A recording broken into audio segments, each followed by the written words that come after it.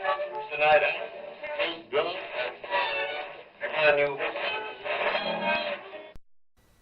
Hey there, YouTube. SkepticalRoot. So today I'm going to talk about racism equals prejudice plus power and how it just doesn't work. I've Googled this a few times trying to get an understanding of this idea of racism being prejudice plus power. I get discrimination needing prejudice and power in order to be systemic racism, in order for that to actually be a thing. I'm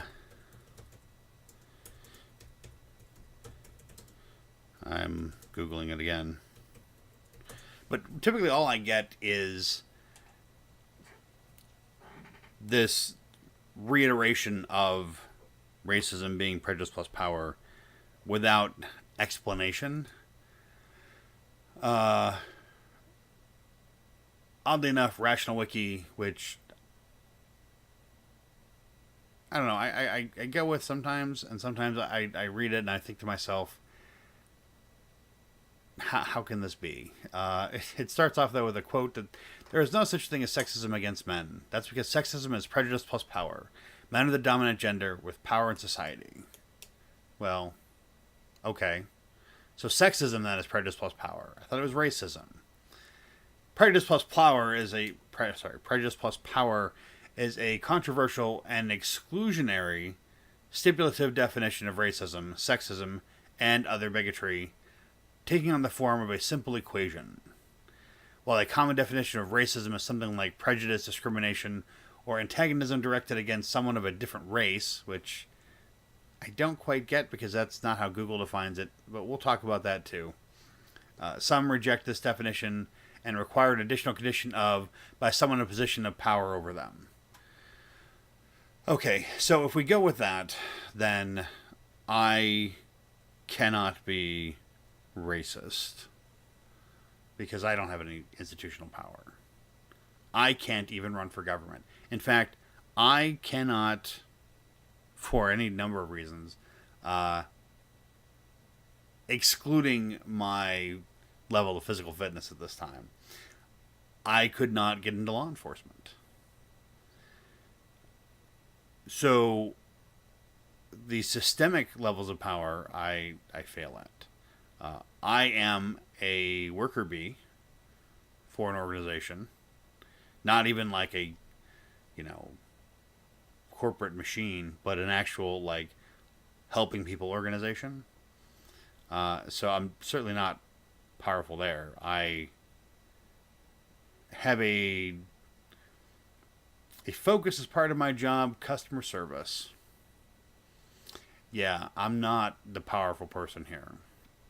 I'm the nice person, and I do what I do, I think, rather well. But that's not a position of power, certainly. I'd like to know socially where I would have that power. I can't imagine. And someone would have to define that for me in order for me to even be able to grasp the concept of how you think that I would have that power. And this is not my first take on this video. Surprisingly, I've done this a lot lately. But, for example, I come from Polish, Hungarian, and Irish families. Both of my grandfathers worked in coal mines. Their families came over in 1910 and 1912, respectively, although I don't remember which one was 1910 and which one was 1912. Having said that, by the time they were old enough to get a job, which was probably the 30s, maybe early 1940s. No, couldn't have been. Because my mom's dad served in World War II. Although he could have enlisted to get out of the mine, which didn't help him. They were coal miners. That's the only jobs that they could get hired for. And granted, they had migrated to coal mining territory from when their families first emigrated to the United States, because that's where the work was. But the only people who were willing to take that work because of how dangerous it was and how low the pay was were the immigrants who weren't worth anything, relatively speaking. So they certainly didn't have any power. Both my parents, my mom left home at 17, immediately after graduating from high school. My dad went and joined the Navy to get out of the not being in the coal mine. He was in the Navy for whatever, 2-year, 3-year term, whatever it was, and got out not long after the start of the Vietnam War, which made him very employable because he wasn't draftable at that point because he'd already served his time. He was recallable, but he wasn't draftable, and so there was a lot of concern with people being drafted, young men being drafted out of jobs. So, but that job didn't pan out. My dad went into sales, and we had a lot of macaroni and cheese growing up because sales is hard. My mom was in sales too, to try to help make ends meet. She did some retail work to try to, help out with that too. So they certainly didn't gain any power from that. I certainly didn't gain any power by being their child. I did have some advantages being their children and for the things that they valued. But I am in a position now where I don't have power. So if I don't have power, then the equation prejudice plus power equals racism isn't going to work, right? Oh, wait, that's right. I'm white. So white people have power because all white people have power, because even poor white people have more power than black people or Hispanic people. Just say brown people, than brown or black people. Therefore, we can be racist, but the other groups can't be. So when black people shout "death to whitey," it's not racist because they don't have power? Or is their willingness to be violent actually power, and therefore then make them the powerful one, and then make it prejudice or make it racism? I can't. There's no scenario where this rule works, unless you collectivize everybody into one large monolith of it or another. This definition fails. Not all men think that all women are a certain thing. Therefore, not all men are sexist. Acknowledging the physical differences between men and women is not sexist.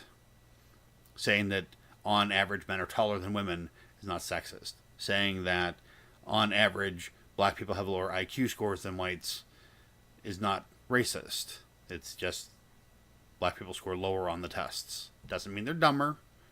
Just means they score lower on the tests. There is a wide field of thought that, the tests themselves are biased in favor of whites because they're more culturally white-oriented than black-oriented. And there have been some attempts to level that playing field that haven't really gone anywhere, and instead people just kind of said, IQ tests, whatever. So, we're saying that Asians do better in math,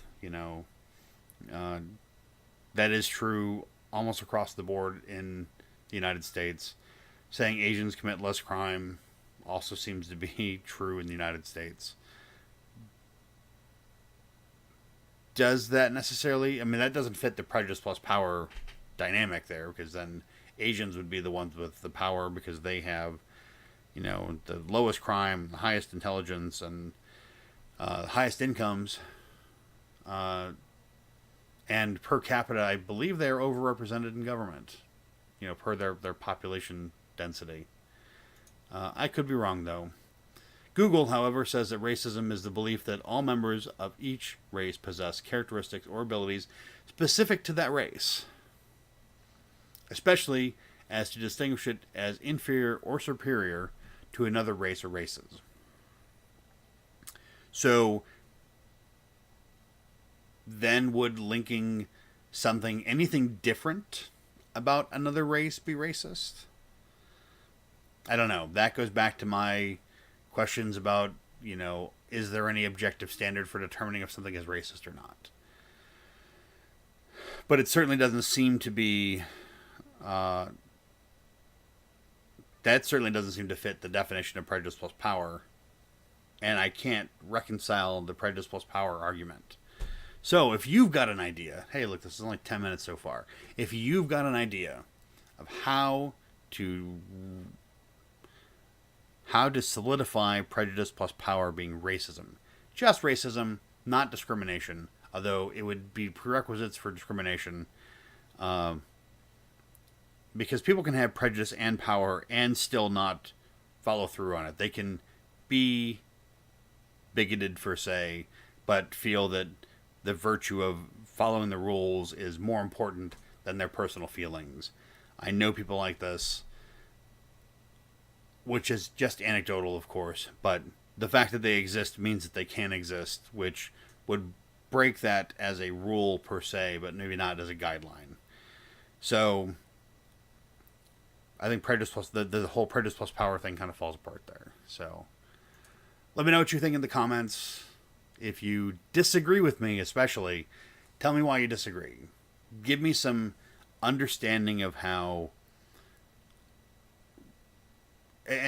first off, how prejudice plus power can be something other than the groundwork for discrimination, because you can have this and not necessarily have it equate to discrimination, but how specifically it falls to racism, and how would that then be different than, say, from sexism or ableism or insert other discriminatory ism here.